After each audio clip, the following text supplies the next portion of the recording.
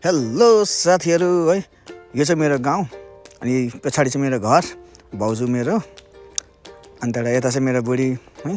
आज चाहिँ हामी घुम्नलाई जाँदै थियौँ नि त। छोरा रिसाएर उसलाई लाँदैन रिसाएको होला सायद, ऊ रिसाइरहेछ, कत्रो फुलिरहेछ।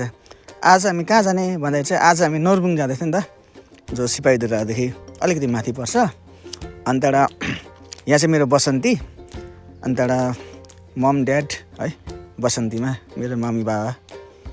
अनि त्यहाँबाट यसो हेरेको त छोरा त गुट्टु टुटु कुद्यो।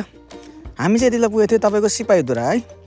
अनि सिपाहीधुरामा चाहिँ छोरा यसरी गुट्टु टुटु कुद्दै गयो है।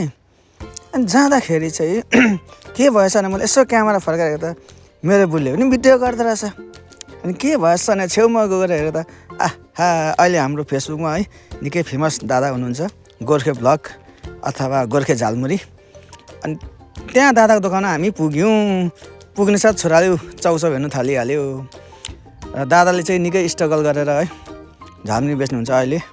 र आजभोलि चाहिँ दादा चाहिँ फेसबुकमा निकै फेमस हुनुहुन्छ, निकै भाइरलै हुनुहुन्छ। र दादाको झालमुरी हामीले चाख्यौँ, हामीले त मजा लाग्यो है। हजुरहरू पनि आउनुहोस् सिपाहीधुरामा र दादाको झालमुरी